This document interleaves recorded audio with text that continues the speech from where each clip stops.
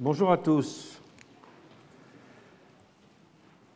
Je voudrais, pendant cette heure de cours, examiner les conséquences qu'a eu le déni du pouvoir exécutif, en prenant comme exemple de ce déni le pays dans lequel il a été le plus marqué, à savoir le cas français, et expliquer ce qu'on pourrait appeler la schizophrénie française, c'est-à-dire le fait que le culte du pouvoir impersonnel y a voisiné avec les formes de personnalisation les plus extrêmes.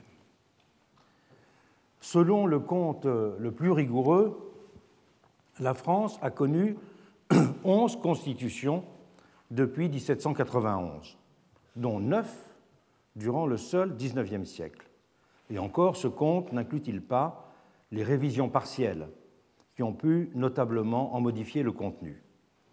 Il a, en conséquence, été habituel de parler à propos de l'histoire politique et constitutionnelle française de, je cite François Furet, « véritable répertoire de tous les régimes imaginables », ou, je cite Georges Vedel, de « musée des formes politiques ». Monarchie, république, empire, monocamérisme ou bicamérisme, suffrage universel ou suffrage restreint, élection directe ou élection à 2 degrés, scrutin de liste, scrutin d'arrondissement, majoritaire, à 2 tours, proportionnel, régime conventionnel, régime présidentiel, régime parlementaire, le répertoire des expériences françaises paraît en effet bien avoir dressé le catalogue de tous les possibles. Mais derrière cette apparente diversité, c'est autour de 2 pôles majeurs qu'ont en fait toujours oscillé les régimes successifs.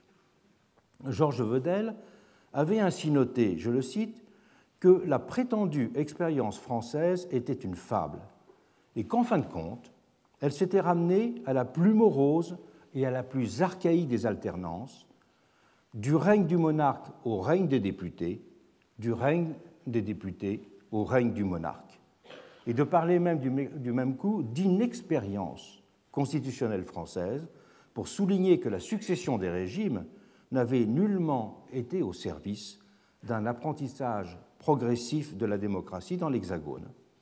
Je partage ce constat, mais il me semble nécessaire de définir autrement les 2 termes de cette alternance. C'est entre l'utopie d'un pouvoir impersonnel et l'hyper-personnalisation de celui-ci qu'a plus précisément oscillé le modèle français. Entre le gouvernement d'assemblée et les formes de démocratie plébiscitaire et illibérale, pour dire les choses en termes plus institutionnels. C'est bien en effet dans les modalités de son rapport au pouvoir exécutif que s'est déployée au premier chef la spécificité française de la Révolution à la fin du XIXe siècle. Le déni du pouvoir exécutif et la religion de la dépersonnalisation ont ainsi alterné en France avec son expansion illibérale et le culte césarien de l'homme-peuple. Les 2 pôles de cette oscillation ont fait système pour entraver le progrès démocratique. Il est donc essentiel d'en rappeler les termes et le mécanisme. En l'an 3, l'idée que le pouvoir exécutif devait être totalement subordonné au législatif restait dominante. Le projet présenté par Thibaudeau, projet de constitution, notait ainsi abruptement « La Convention ne doit pas abandonner dans ce moment les rênes du gouvernement à des mains étrangères.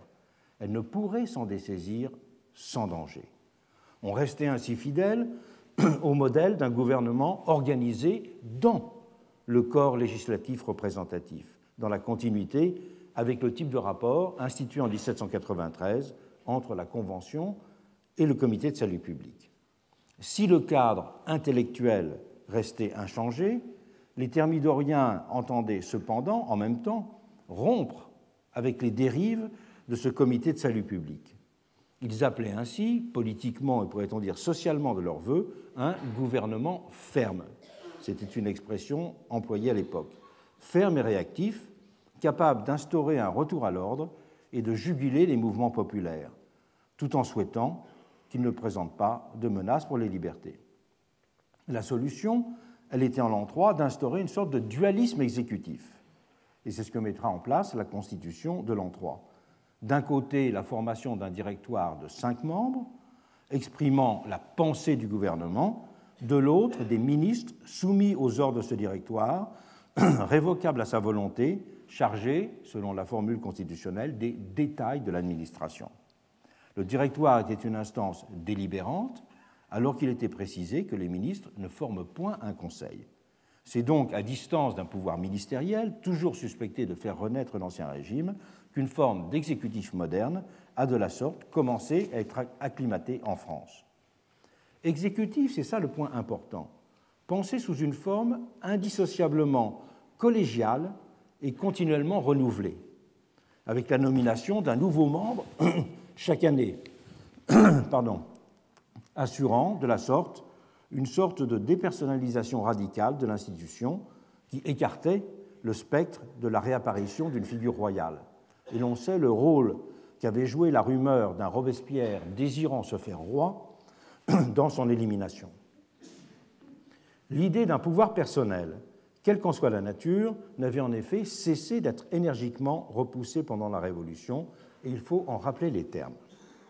Après la chute de la monarchie, en 1792, cette aversion s'était naturellement renforcée.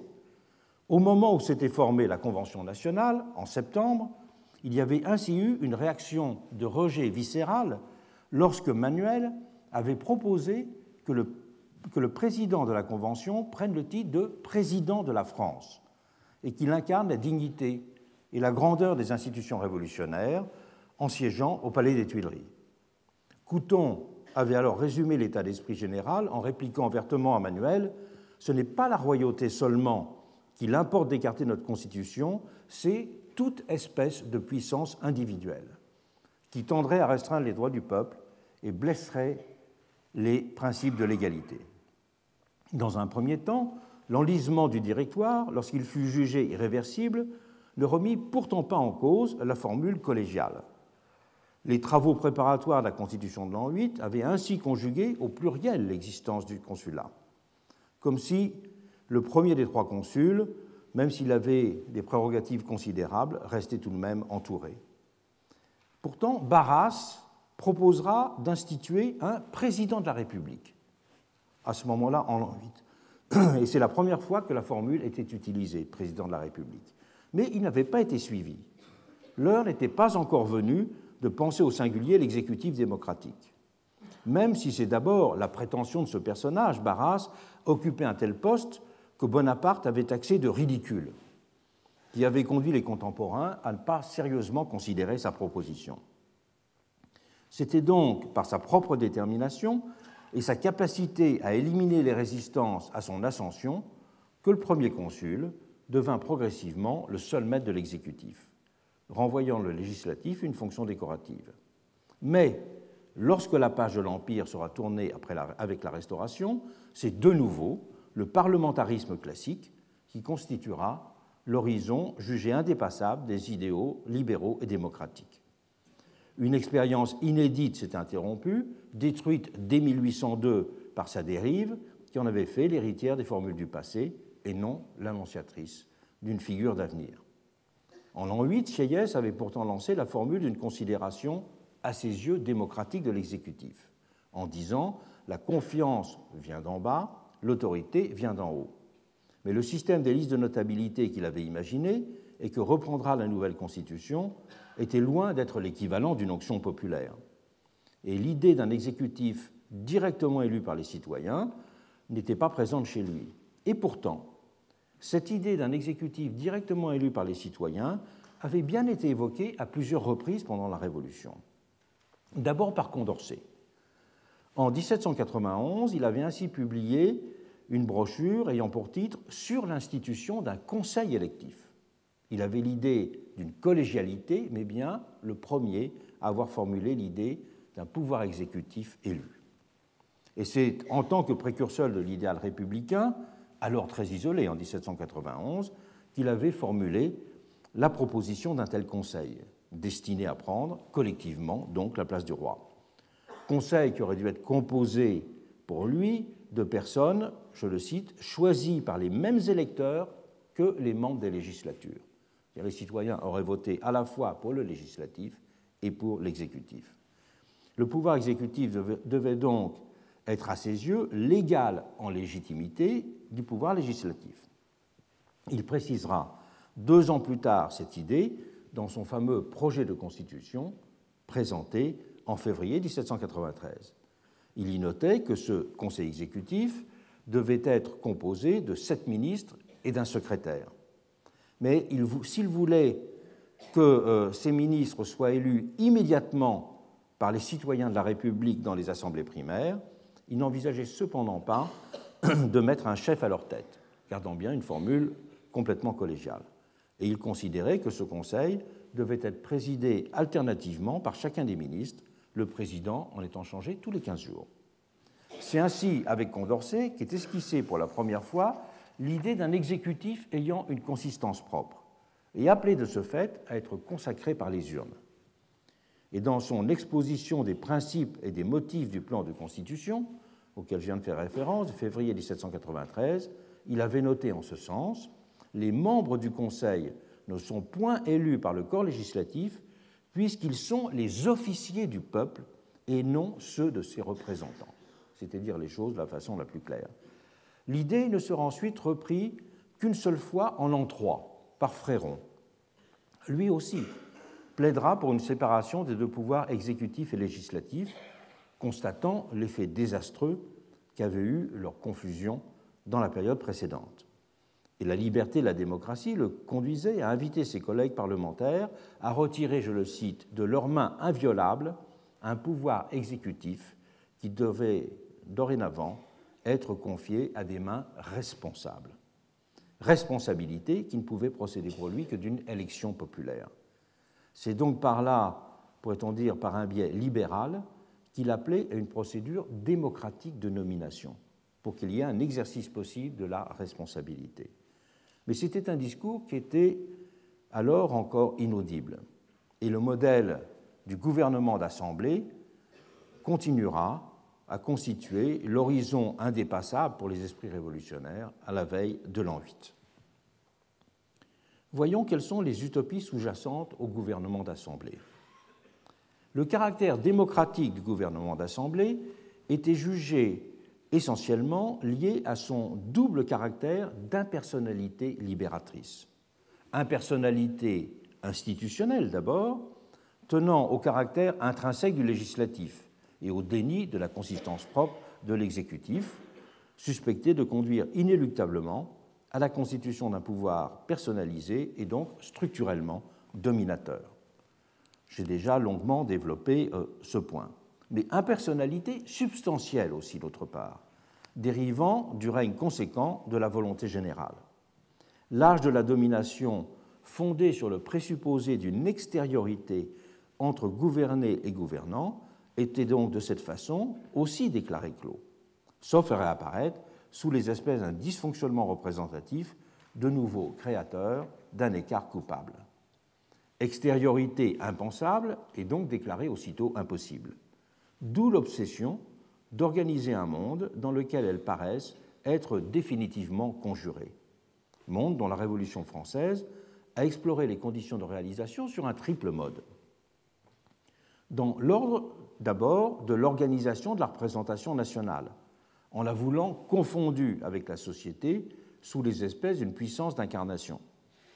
Au-delà des dispositifs techniques ponctuels visant à la mise en place d'un régime plus fidèlement représentatif, c'est l'hypothèse d'une superposition possible et nécessaire entre les 2 sphères du pouvoir et de la société qui a donc aussi constitué l'horizon de la politique révolutionnaire. En 1793 et 1794, de façon particulièrement éclatante, n'a ainsi cessé d'être affirmé un idéal de fusion entre le peuple et ses élus. Et la critique des dysfonctionnements du système représentatif a alors conduit à voir dans l'identification du peuple au pouvoir la condition de son plein accomplissement en tant que souverain.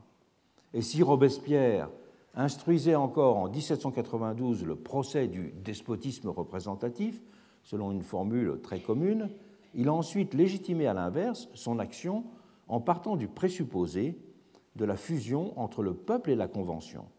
Cette convention étant même définie par lui comme un simple, je le cite, abrégé du peuple. Et les montagnards iront jusqu'à noter dans cet esprit qu'il constituait, je les cite, le corps vivant de l'opinion publique. La fabrication d'un homme nouveau sera en second lieu évoquée pour définir les conditions de possibilité d'une société parfaitement accordée aux institutions. Dans son travail sur l'instruction publique, Mirabeau avait été l'un des premiers à formuler cette ambition en appelant ses concitoyens, je le cite, à combler l'intervalle immense mis entre l'état des choses et celui des habitudes. Et les multiples plans d'éducation qui seront publiés pendant la Révolution reprendront cette antienne de la nécessaire formation d'un individu citoyen accordé aux exigences d'une collectivité une. Et le terme de régénération, concept clé du discours révolutionnaire, avec la charge énergétique qu'il évoquait sensiblement, a alors traduit cet impératif de l'avènement d'un monde débarrassé de ses adhérences au passé. Avec lui, la formation d'un pouvoir-société était aussi indexée sur l'oubli de l'individu dans le citoyen. On pensera encore conjurer l'écart du pouvoir à la société d'une troisième façon, en expulsant de la réalité les dissidents politiques, ceux qui rendent possible, en la contestant, l'action du pouvoir, en les traitant d'ennemis du peuple ou d'agents de l'étranger. Et tout écart entre le pouvoir et la société a été longtemps rapporté à la présence d'une extériorité radicale et ou pernicieuse, celle de l'étranger, du criminel, de l'ennemi intérieur. Ce n'était donc plus au dysfonctionnement d'un système qu'étaient rapportés les inaccomplissements de la promesse démocratique, mais à l'existence d'un ver dans le fruit qui, disons, dénaturait le monde social. Ces modalités institutionnelles et substantielles de l'impersonnalité, prenant le visage d'un gouvernement d'assemblée, échoueront cependant à produire leur effet libérateur et ouvrir les portes d'un nouveau monde démocratique pendant la période révolutionnaire. Du fait du rejet de la contrainte terroriste que cette impersonnalité avait fini par impliquer d'abord, provoquant la réaction thermidorienne, mais aussi et surtout du fait des illusions qui sous-tendaient sa figure même. D'où, pourrait-on dire, l'avènement mécanique de Bonaparte. Avec Bonaparte, la rupture sera double. Il s'imposera d'abord comme expression d'un nouveau régime plus immédiatement sensible de la volonté, succédant à la précédente aspiration vers l'abstraction du processus révolutionnaire et au retournement de cette abstraction sous les espèces de l'impuissance thermidorienne. Le général en chef de l'armée d'Italie avait bien compris sur ce point que la volonté générale était loin d'épuiser l'aspiration moderne à façonner le monde. J'ai déjà développé ce point dans la deuxième heure d'introduction à ce cours, et je n'y reviens donc pas. Mais Bonaparte a aussi proposé un autre régime d'incarnation, lui aussi plus immédiatement sensible. C'est sur le mode d'une personnalisation du pouvoir qu'il a entendu réaliser les objectifs non atteints par l'impersonnalité institutionnelle et substantielle. Il a de la sorte opéré une sorte de révolution dans la révolution. Pour bien prendre la mesure de ce retournement, il peut être utile de distinguer les phénomènes de personnalisation du pouvoir, ceux d'individualisation du pouvoir et ceux de présidentialisation du pouvoir. La personnalisation a une dimension en fait essentiellement institutionnelle. Elle traduit le fait que le détenteur d'un pouvoir institutionnel est un individu. Le président américain, tel que le définit la Constitution de 1787, incarne un pouvoir personnel. L'institution, la présidence, se confond avec un individu. Personnalisation du pouvoir s'oppose donc sur ce point avec pouvoir collégial. L'individualisation est différente. L'individualisation emporte une notion de confiscation, de pouvoir concentré, qui correspond à un réarrangement et une polarisation de l'ensemble des pouvoirs. La présidentialisation, quant à elle, renvoie essentiellement à une caractéristique procédurale. C'est l'élection populaire du détenteur de la fonction exécutive. Elle précise d'une certaine façon la dimension de personnalisation. C'est une procédure de gestion de la personnalisation. On voit là que la caractéristique majeure du bonapartisme est d'abord l'individualisation du pouvoir, alors que la présidence américaine s'inscrit clairement dans le registre de la personnalisation.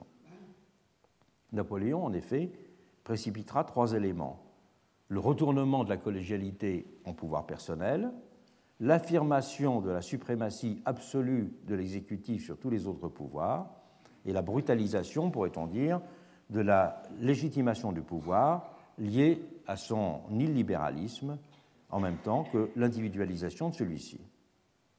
Il aura de la sorte mis fin à la précédente dénégation de l'exécutif dans toutes ses dimensions, mais bien sûr sous les espèces de sa caricature. Caricature, c'est là l'essentiel, qui a paru à certains de ses contemporains comme un progrès, l'exercice nécessaire d'une volonté ayant pris corps en lui, prétendument expression du pays et de son peuple. C'était donc, pourrait-on dire, un faux départ pour une prise en compte démocratique de l'autonomie de l'exécutif et de sa spécificité. La première manifestation et la plus forte de l'exécutif a été celle, pourrait-on dire, d'une puissance débordée, pour reprendre le langage de Montesquieu. Napoléon avait prétendu appuyer son pouvoir sur l'accord du pays, mais il ne s'était, lui, jamais présenté comme un démocrate, ce qui ne sera pas le cas de son neveu. Napoléon III se préoccupera en effet d'inscrire le bonapartisme dans le cadre de la démocratie moderne, en entendant simultanément donner sa pleine expression au pouvoir exécutif et instaurer un lien direct et sensible entre les détenteurs du pouvoir et la société par le recours au plébiscite. D'où la dimension de présidentialisation. Dès sa proclamation du 2 décembre 1851, Louis-Napoléon considérait ainsi la mise en place, je le cite, d'un chef responsable comme la clé de son projet constitutionnel. Et le plébiscite introduisait pour lui une forme, je le cite toujours, une forme légale de la responsabilité du chef de l'État. Il s'inscrivait ainsi dans une conception élargie de la légitimation et du contrôle du pouvoir exécutif. Principe de responsabilité qui ne prenait lui-même sans ses formes que dans le cadre d'une personnalisation accrue du pouvoir. Napoléon III ne s'est pour cela pas seulement considéré comme l'élu des Français, celui qui, d'abord sorti vainqueur du scrutin de décembre 1848, avait ensuite estimé que sa révision constitutionnelle forcée avait été validée en 1852. Il se présentait ainsi comme un homme-peuple incarnant adéquatement les attentes et les aspirations du pays. Et il se considérait de cette façon comme un représentant beaucoup plus effectif que le simple délégué parlementaire. Et ce d'autant plus qu'il avait qualifié d'unanime les suffrages effectivement écrasants qui avaient consacré sa position. Et c'est pour cela que les turiféraires du régime ne cesseront de célébrer ces avancées démocratiques. C'était certes d'abord faire fi de sa dimension foncièrement illibérale. Napoléon III et ses partisans poussaient en effet au-delà de ses limites leur prétention à représenter adéquatement toute la société. Ils faisaient en cela comme s'ils avaient aboli la dimension de fiction qui est normalement attachée au fait de l'élection majoritaire. Et toute opposition était pour cela, chez eux, renvoyée à une prétention antidémocratique. Et les voix discordantes étaient disqualifiées comme n'exprimant que des intérêts particuliers, douteux donc, face à la volonté générale, censée être adéquatement représentée par le pouvoir. Les journaux pouvaient être ainsi muselés, les comités électoraux interdits, les opposants pourchassés au nom de cette volonté générale qu'ils auraient visé à saper. Le trait marquant de ce césarisme était en effet que les libertés publiques y étaient réduites au nom même d'une certaine conception de l'exigence démocratique. Il ne s'agissait nullement d'une simple contradiction interne au régime. La démocratie illibérale qu'il incarnait procédait en effet d'une pathologie interne à une certaine formulation de l'idée démocratique et du pouvoir exécutif. Elle procédait aux trois éléments. La prétention d'abord à réduire l'indétermination démocratique par une philosophie et une pratique de la représentation-incarnation. L'affirmation, en second lieu, de l'illégitimité de toute définition du public qui déborde l'espace des institutions légales. Et le rejet, en troisième lieu, de tous les corps intermédiaires politiques accusés de perturber l'expression authentique de la volonté générale. La démocratie illibérale radicalisait de la sorte le monisme révolutionnaire français sous les espèces de la suprématie de l'exécutif, ce qui faisait évidemment la différence, tout en l'associant à une résolution utopique du problème de la représentation. Cet illibéralisme structurel a distingué le césarisme bonapartisme d'un simple présidentialisme aux tendances autoritaires. Mais le régime ira plus loin encore, bien sûr, puisqu'il justifiera le rétablissement d'un empire héréditaire. Il rompra là avec l'idéal républicain lui-même et rabaissera la vie de la démocratie à la formulation d'une sorte de contrat primitif entre un peuple et une dynastie. Après la chute du régime, en 1870 d'ailleurs, le mouvement bonapartiste reprendra cette question et se divisera sur ce point. S'il se fera globalement l'apôtre de l'utilisation du référendum et de l'élection populaire de l'exécutif, il joindra sa voix à tous les mouvements antiparlementaires en cela, mais il laissera apparaître deux sensibilités. D'un côté, ce qu'on a appelé les impérialistes, qui continueront de faire du plébiscite la clé de leur doctrine et entendront donc limiter l'intervention directe du peuple à la consécration du régime et de son chef. Paul Granier de Cassagnac sera leur chef de file. Mais de l'autre, Cuneo d'Ornano et ses amis évolueront vers le modèle d'une république référendaire, le plébiscite constituant étant fondateur, mais s'élargissant ensuite à une élection régulière au suffrage universel du président de la République et à la mise en place d'un système dense de référendums législatifs et communaux. Il y a donc dans l'héritage du césarisme à la fois, pourrait-on dire, la République plébiscitaire et à la fois le retour à la vision impériale. Mais mis à part cette deuxième sensibilité de transition, celle de Cuneo d'Ornano, qui restait tout de même marginale, on peut considérer que le césarisme bonapartisme n'a que partiellement ouvert la voie au présidentialisme moderne. Il faut comprendre ensuite de quelle manière la Troisième République a cherché de façon forcenée à retourner à la dépersonnalisation. Sous le Second Empire, les opposants à l'empereur n'avaient pas eu l'intelligence de leur critique. Ils avaient dénoncé avec force et avec raison l'illibéralisme du régime, mais ils avaient été incapables de théoriser le rejet de ces prétentions démocratiques au nom d'une vision positive de la démocratie qu'ils auraient eux-mêmes défendue.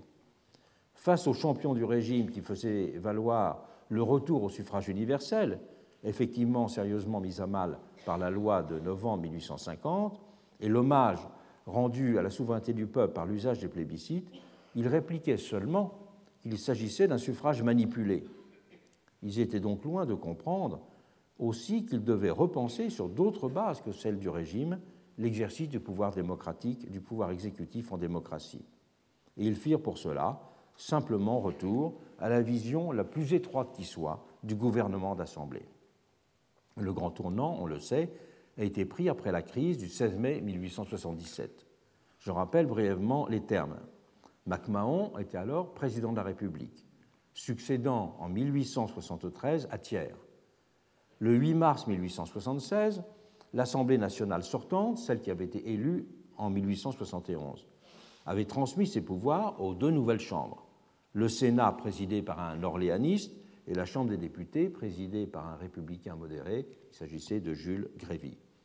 Et les relations avec un président ultra-conservateur s'étaient vite avérées très tendues.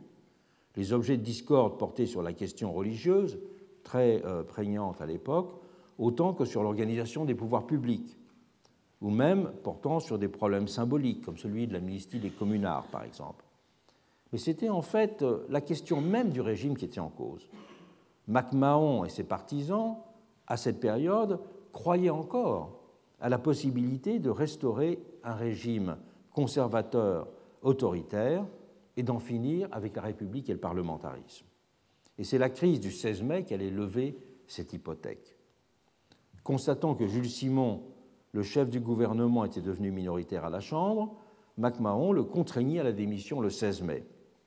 Et il avait justifié son intervention dans la vie des institutions en disant « Si je ne suis pas responsable, moi, président, comme vous devant le Parlement, j'estime que j'ai une responsabilité devant la France. » Et sous l'impulsion de Gambetta, la Chambre des députés avait alors voté un ordre du jour estimant que, je cite, « la prépondérance du pouvoir parlementaire s'exerçant par la responsabilité ministérielle était la première condition du gouvernement du pays par le pays. » Et c'était cela que les lois constitutionnelles de 1875 avaient eu pour but d'établir. Et l'épreuve de force était donc engagée. MacMahon annonça aux chambres qu'elles étaient ajournées, comme le permettait la Constitution, s'engageant donc dans la voie d'une dissolution permise par la Constitution de l'époque. Et la victoire du camp républicain aux élections d'octobre 1877 tranchera et de fait redéfinira le régime en obligeant le président à renoncer à l'avenir à l'exercice d'une de ses prérogatives les plus manifestes. Et l'hypothèque d'un retour à un ordre conservateur autoritaire avait été levée avec l'adoption d'un parlementarisme triomphant. C'est bien en effet le régime parlementaire qui avait été le vainqueur, marqué par l'obsession d'écarter désormais les personnalités excessives, selon le mot fameux de Gambetta. Et la liste des présidents du Conseil suffit à témoigner du succès de l'opération de dépersonnalisation. 50 ministères se succéderont de 1876 à 1914, sous 8 présidents de la République. Les grandes figures du monde républicain n'ont occupé qu'une place relativement secondaire dans le dispositif gouvernemental de cette période. Gambetta, Léon Bourgeois ou Émile Combes n'ont été présidents du Conseil qu'à une seule reprise. Jules Ferry le sera 2 fois. En revanche, les plus obscurs Charles Dupuy, Jules Dufort le seront à 5 reprises. Et Alexandre Ribot à 4. Il faut vraiment être un bon spécialiste de la période pour avoir entendu parler d'Ernest de Cissé, de Grimaudet de Rochebouette, de Pierre Tirard, de Jean Sarrien ou d'Ernest Moniz, qui furent pourtant chacun chefs du gouvernement sous la Troisième République, avant 1914. C'est à la Chambre des députés et au Sénat, en effet, que tout se jouait. Et c'est là que se manifestait l'activité et l'influence des grands noms. Tout s'est ainsi alors passé comme s'il y avait eu une préférence pour le choix de personnalités faibles pour exercer les responsabilités gouvernementales. Cette entreprise quasi systématique de dépersonnalisation a réussi et inauguré ce que Daniel Halévy avait pour cela appelé les temps obscurs. Les débats sur l'introduction du scrutin de liste ont de leur côté aussi témoigné de cette recherche d'une politique dépersonnalisée. Les choix des candidats, dans le cas du scrutin de liste, devenant, dans l'idéal, déterminés par les idées qu'ils défendaient. Les personnes devaient s'effacer derrière leurs idées. Et ce scrutin de liste était considéré comme intrinsèquement républicain, exprimant l'essence de l'impersonnalité républicaine. Il avait d'ailleurs été inauguré en 1848, aux élections d'avril 1848, premières élections au suffrage universel.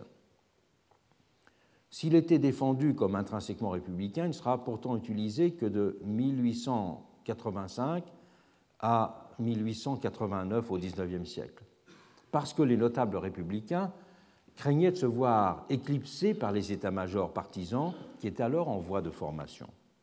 Mais c'était bien souligné que cette dépersonnalisation n'était en même temps que l'envers d'un pouvoir diffus et caché, celui des notables et plus tard des partis, c'est-à-dire d'une oligarchie sans visage. Dépersonnalisation ne voulait pas dire démocratie, mais oligarchie sans visage. Et l'épisode boulangiste, à la fin des années 1880, allait prouver qu'il était aussi celui d'un pouvoir éloigné et distant de la société, et pour cela, producteur d'un désenchantement citoyen. En même temps, il n'y a pas eu de réflexion pendant toute cette période sur le pouvoir exécutif. il y a eu quelques réflexions pionnières, mais ces réflexions pionnières ont davantage été formulées au début du siècle. Il faut d'abord comprendre que la première réflexion sur le pouvoir exécutif chez les libéraux n'a pas été une réflexion sur le contenu du pouvoir exécutif, mais sur la dimension du pouvoir exécutif. C'est donc une appréhension qui s'est manifestée en étant reprise dans l'antienne de la nécessaire faiblesse du pouvoir. Donc ça n'était pas une théorie des rapports entre l'exécutif et le législatif, c'est une théorie de la faiblesse du pouvoir. Et c'est Benjamin Constant qui a exprimé de façon la plus exemplaire cette opposition, reprochant à la Révolution de s'être contentée d'opérer une translation de la souveraineté d'un roi absolu à un peuple pareillement tout-puissant. Et le problème pour lui n'était pas celui du pouvoir exécutif spécifiquement, mais celle de la puissance sociale d'un pouvoir juste transféré. Je le cite dans un passage célèbre de ses Principes de politique de 1815. C'est, disait-il, le degré de force et non les dépositaires de cette force qu'il faut accuser. C'est contre l'arme et non contre le bras qu'il faut sévir. Il y a des masses trop pesantes pour la main des hommes. L'erreur de ceux qui, de bonne foi dans leur amour de la liberté, ont accordé à la souveraineté du peuple un pouvoir sans bornes, vient de la manière dont se sont formées leurs idées en politique. Ils ont vu dans l'histoire un petit nombre d'hommes, ou même un seul, en possession d'un pouvoir immense qui faisait beaucoup de mal. Mais leur courroux s'est dirigé contre les possesseurs du pouvoir et non contre le pouvoir même. Au lieu de détruire le pouvoir, ils n'ont songé qu'à le déplacer. C'était un fléau, ils l'ont considéré comme une conquête. Cette appréhension du pouvoir exécutif a longtemps été dominante chez les libéraux. Et c'est pour cela qu'en conséquence, Benjamin Constant appelait, je le cite, à rayer du vocabulaire le mot de souveraineté. Mot de souveraineté qui prenait pour lui sa plus grande force, justement, dans l'exécutif. Que ce soit par le biais des prétentions d'un pouvoir à être le corps vivant du peuple ou par le modelage de la réalité pour le rendre conforme à son concept, la distance des gouvernés et des gouvernants n'a pour cela jamais été pensée dans sa normalité. Normalité qui aurait appelé une construction démocratique de cet écart. Il n'y a pas de pensée démocratique du pouvoir exécutif s'il n'y a pas de reconnaissance d'un écart entre gouvernés et gouvernants qu'il s'agit d'organiser. Necker aura fait exception pendant la Révolution. Il est le seul à avoir formulé une réflexion construite sur le pouvoir exécutif. Et c'est son opposition, peut-être au nouveau régime, qui lui a donné sur ce point une lucidité qu'avaient peu ses contemporains. Après la chute de la monarchie, en 1792, il publia en effet un traité sur le pouvoir exécutif, qui s'appelle « Du pouvoir exécutif dans les grands États », en 2 volumes. Et il publia en même temps, dans d'autres ouvrages dispersés, des réflexions générales sur la Révolution, dans lesquelles il montrera l'incontournable spécificité de ce pouvoir qui avait été mis hors champ de la pensée politique par les hommes de 1789. Il est donc important de retourner vers cette réflexion pionnière de Necker. Voilà ce qu'il dit au début de son ouvrage. La grande source des erreurs philosophiques, a-t-il souligné, est le peu d'attention qu'on a donné au principe de subordination dans les grands États. C'est le peu de réflexion qu'on a fait sur les conditions nécessaires à l'empire des lois et au maintien de la discipline sociale. Et d'ailleurs, Necker n'avait pas hésité pour cela à afficher sa sympathie pour le système présidentiel américain, alors que tout le rapprochait de l'idéal monarchique, son histoire personnelle et aussi son attachement à la monarchie anglaise. Et c'est pourquoi il s'attachera dans cet ouvrage de 1792 à préciser les résultats de sa réflexion sur l'importance et la spécificité de ce pouvoir exécutif. Pouvoir exécutif qu'il qualifiait de force motrice du gouvernement, réunissant l'action à la volonté. Qualifier le pouvoir exécutif de force motrice du gouvernement, c'était évidemment une expression totalement neuve à cette époque. Et il disait, quoique second en apparence, dans l'ordonnance politique, c'est le pouvoir exécutif qui joue le rôle essentiel. Et son livre, consacré au sujet, qui est indéniablement le plus original et le plus puissant de son œuvre, est pourtant passé presque inaperçu. Réception qui témoigne d'ailleurs en elle-même de l'impensé de l'époque sur le sujet. Necker y prenait en effet totalement à contre-pied les réflexions des hommes de 1789 sur la composition du corps législatif et le sens à donner aux principes représentatifs. Alors que les hommes de 89 avaient focalisé toute leur attention sur les principes de l'organisation du corps législatif et le sens à donner aux principes représentatifs, il les considérait, lui, comme tout à fait secondaires, ou du moins susceptibles d'un éventail de solutions qui pouvaient être considérées comme également satisfaisantes. Pour une raison très simple, c'est qu'à ses yeux, la fonctionnalité législatrice d'un Parlement est celle qui est première. Et c'est celle qui est simple à définir dans son objet, la production de normes. Mais cette fonctionnalité parlementaire, disait-il, n'est pas en elle-même substantiellement modifiée par le nombre de ses membres, par exemple, leur mode de nomination ou la durée de leur mandat. Sa fonctionnalité n'était pas absorbée par sa forme. Voilà le message essentiel qu'il voulait dire. La fonctionnalité de la fonction parlementaire est première, la forme est seconde. C'était rejoindre là une vision anglaise très forte de la dimension constitutionnelle du pouvoir législatif. Et donc, ce pouvoir législatif n'est pas en lui-même substantiellement modifié par le nombre de ses membres, leur mode de nomination ou la durée de leur mandat. Alors qu'en revanche, disait-il, la constitution du pouvoir exécutif compose la principale et peut-être l'unique difficulté de tous les systèmes du gouvernement.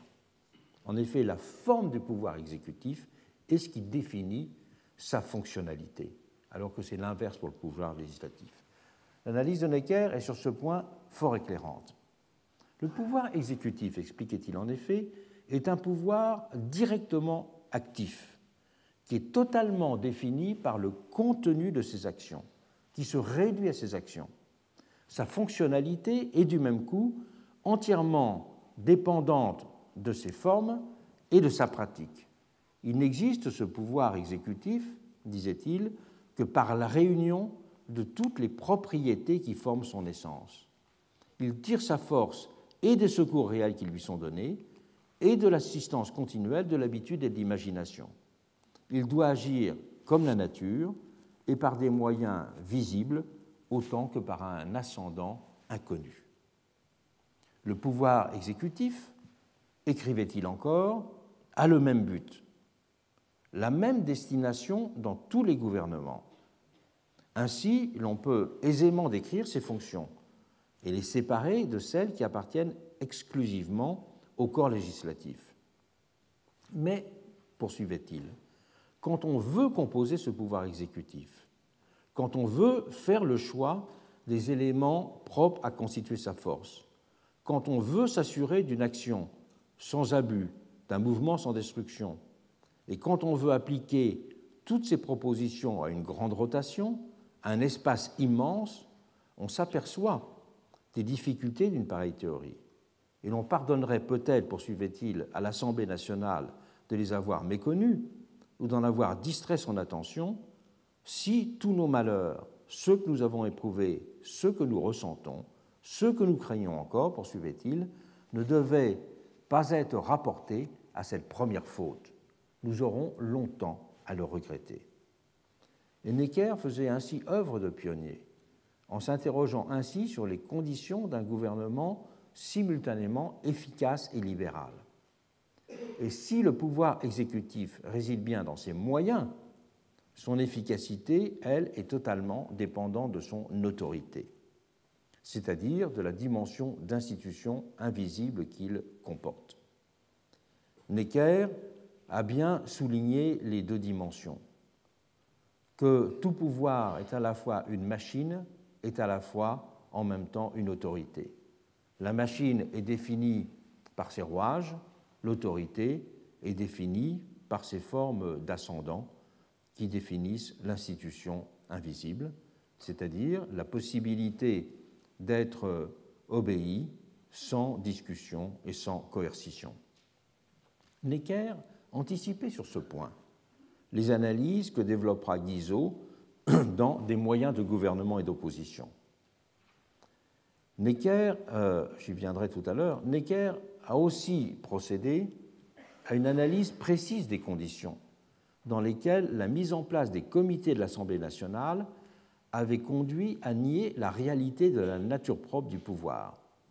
Et il a vu dans cette négation la source justement de tous les dérapages révolutionnaires. Négation qu'il a significativement considérée parallèlement à l'exaltation utopique d'un peuple directement législateur. Comment maintenir dans un vaste royaume les liens mystérieux de la subordination et de l'obéissance? Voilà quelle était pour lui la question du pouvoir exécutif, en tant qu'autorité, institution invisible. Il fallait d'abord, bien sûr, pour Necker, un pouvoir unifié, en situation d'être ainsi responsable et de contribuer par là au maintien des libertés. Et c'était aller à contresens de la vision révolutionnaire des vertus du collectif. Il reprenait donc là, tout à l'heure, les réflexions que je mettais tout à l'heure dans la bouche de Fréron sur la question de la responsabilité. Voilà ce que disait Necker. Comment, justifiait-il, ne serait-on pas effrayé de l'autorité sans borne d'un être collectif? Parce que cet être collectif, il peut passer dans un clin d'œil d'une nature vivante à une nature abstraite. Il n'a besoin ni de compassion ni de pitié et ne redoute pour lui-même ni condamnation ni censure. La responsabilité, poursuivait Necker, n'en est fait le sens que si elle est attributive. À cet argument libéral s'ajoutait pour lui une considération fonctionnelle. Les vertus du nombre se manifestent dans la conduite d'une délibération. Il y a donc une supériorité méthodologique d'une assemblée pour la délibération, tandis que l'exercice de la décision, qui ressort du registre de l'action, requiert, elle, un vecteur concentré. Et il disait, ce n'est pas avec un char à 745 roues que l'on peut faire la ronde autour d'un royaume pareil à la France. La marche en serait trop lente et trop embarrassante, et l'on ne saurait se passer d'une action plus rapide pour maintenir partout l'ordre et la liberté. Mais l'affirmation d'un pouvoir exécutif comme clé de voûte du système politique et la vision de son exercice en termes d'organisation d'une subordination ne faisaient pas pour autant de Necker un disciple des théoriciens de la raison d'État. Il avait en effet, Necker, intégré le fait de l'existence d'une société civile capable d'autonomie, comme celui de sa capacité d'expression citoyenne. Il avait en conséquence une approche beaucoup moins arrogante que celle d'un Naudet ou d'un Mazarin. Il rejetait ainsi vigoureusement la tentation, je le cite, de réunir la dureté à la puissance pour arriver à gouverner. Mais il n'a cependant fait qu'esquisser l'interrogation sur les questions de ce gouvernement et de ce pouvoir exécutif à l'âge d'un peuple émancipé, ne développant que de rapides considérations sur le gouvernement des esprits. Son principal apport est d'avoir montré la distinction structurelle entre le législatif et l'exécutif et d'avoir montré que les conditions d'exercice d'une responsabilité ne peuvent être le fait que d'un pouvoir concentré. La responsabilité, quand elle est diluée dans un organisme collectif, finit par ne plus pouvoir s'exercer. Et c'est pourquoi Guizot, que je mentionnais tout à l'heure, continuera cette œuvre en quelque sorte en proposant, une vingtaine d'années plus tard, la première tentative de définir une gouvernementalité moderne et un pouvoir exécutif ayant une consistance propre. Alors que Necker avait surtout considéré le pouvoir exécutif dans son essence et ses fonctions, Guizot l'analysera surtout en termes d'efficacité au regard de ses modes d'interaction avec la société. Dans un des ouvrages politiques majeurs de la Restauration, des moyens de gouvernement et d'opposition, Guizot a posé en des termes radicalement neufs les conditions d'un exercice adéquat du pouvoir. Il vaut pour cela la peine de le citer longuement. Le pouvoir, écrivait-il dans cet ouvrage, est souvent saisi d'une étrange erreur. Il croit qu'il se suffit à lui-même, qu'il a sa propre force, sa propre vie, non seulement distincte, mais indépendante de celle de la société sur laquelle il s'exerce, comme le laboureur sur le sol qui le nourrit. Que faut-il au laboureur, poursuivait-il? Des valets, des chevaux, des charrues. Il fait mouvoir tout cela sur la terre et la terre se soumet. Le problème est que le pouvoir se croit de même condition. Des ministres, des préfets, des maires, des percepteurs, des soldats, c'est là ce qu'il appelle des moyens de gouvernement.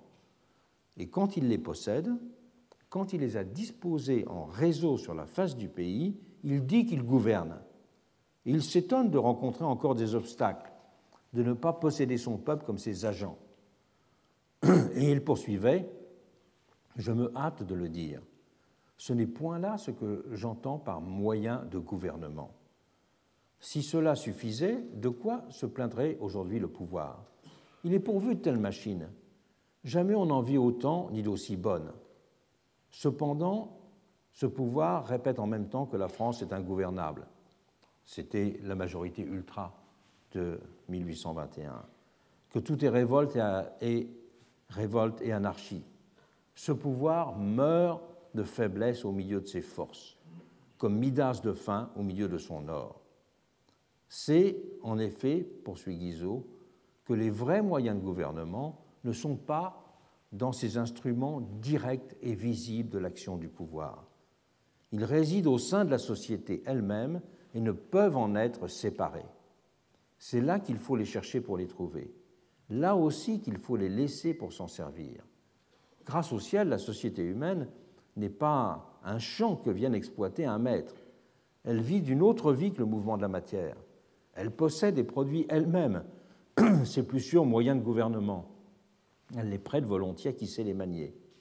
Mais c'est à elle qu'il faut s'adresser pour les obtenir. Et il est vain de prétendre la régir par des forces extérieures à ses forces, par des machines établies à sa surface, mais qui n'ont point de racines dans ses entrailles et n'épuisent point le principe de leur mouvement. Il concluait « Les moyens de gouvernement intérieur que renferme et peut fournir le pays, voilà ce dont je m'occupe. » Et Guizot mettait simultanément l'accent sur la centralité de ce qu'il avait appelé peu de temps auparavant le gouvernement des esprits. Et on le sait, lorsqu'il deviendra en 1832 ministre de l'Instruction publique, il s'attachera à mettre en place tout un réseau d'institutions culturelles associées au pouvoir, destinées à gérer le sens commun. Cette prise de conscience des nouvelles conditions de l'art de gouverner et de l'exercice du pouvoir exécutif se traduira sous la Restauration par l'apparition d'un néologisme. On commencera ainsi à parler de gouvernementabilité. Cette expression de gouvernementabilité, elle est une expression que Louis XVIII lui-même avait employée. Ces réflexions de Guizot restaient celles d'un homme d'action. Dans son maître livre, il voulait comprendre un paradoxe. Comment un ministère tout-puissant pouvait s'avérer incapable de maîtriser son objet alors qu'il avait muselé l'opposition et qu'il disposait d'une forte administration et d'une police efficace. Guizot avait compris qu'à l'âge démocratique, exercer le pouvoir impliquait de savoir traiter avec les masses, et pour cela impliquait de maîtriser des moyens de gouvernement qu'il qualifiait d'intérieurs. En théorie comme en fait, écrivait-il, gouvernement et société ne sont point deux êtres distincts, c'est un seul et même être. Le terme de gouvernement changeait bien sûr de sens chez lui. Gouvernement ne voulait plus dire régime en général, mais gouvernement voulait strictement dire pouvoir exécutif. Et le problème de l'ère post-napoléonienne, soulignait-il encore, était de constituer le gouvernement par l'action de la société et la société par l'action du gouvernement. Guizot voulait dire par là que la société moderne, étant structurée par un entrelac dynamique, un tissu, selon sa propre expression, d'opinions, de passions, d'intérêts, était même unie par une sorte de susceptibilité nerveuse, l'opinion, le gouvernement ne peut avoir d'efficience que s'il interagissait avec ces éléments constituant la vie des masses. C'était l'argument principal de cet ouvrage des moyens de gouvernement et d'opposition. Les véritables moyens de gouvernement résident dans ses intérêts, ses passions, ses opinions, qui constituent les besoins de la société. Ils étaient, selon ses expressions, les anses par où le pouvoir doit saisir pour émouvoir les masses. Gouverner revient donc à s'insérer dans ce système des besoins, à s'y couler, en tâchant de s'y conformer dans la plus grande coïncidence possible. Et la critique des machines politiques et des moyens de gouvernement extérieurs se prolongeait ainsi chez lui en critique sociale. Si le gouvernement de 1821, le gouvernement ultra, était une machine qui tournait à vide, c'est parce que la dynastie régnante était, je le cite, sinon étrangère, du moins trop extérieure à l'existence publique, trop peu ancrée dans les besoins et dans les forces qui semblent appelées à décider du sort futur de tous. Il appelait en conséquence ses amis libéraux à apprendre à gouverner autrement, à redéfinir le pouvoir exécutif pour préparer le jour où ils arriveraient au pouvoir. C'était là, certes, un discours de gouvernant, mais Guizot avait en même temps aperçu quelque chose de vraiment neuf en pensant en termes d'interaction le rapport entre le pouvoir exécutif et la société. Mais cette réflexion restera isolée, et Guizot lui-même sera loin, une fois aux manettes du pouvoir, de suivre les conseils qu'il avait précédemment dispensés. Ne subsisteront alors, dans la vision de l'exercice du pouvoir exécutif, que l'arsenal des petites recettes, des habiletés et des roueries censées assurer une certaine conservation des positions acquises. Tandis que du côté du gouvernant, seuls semblaient compter les changements de régime ou de majorité pour faire advenir un peuple véritablement législateur. Ces deux œuvres, ces deux réflexions, celle de Guizot et celle de Necker, ont donc en quelque sorte été ensevelies.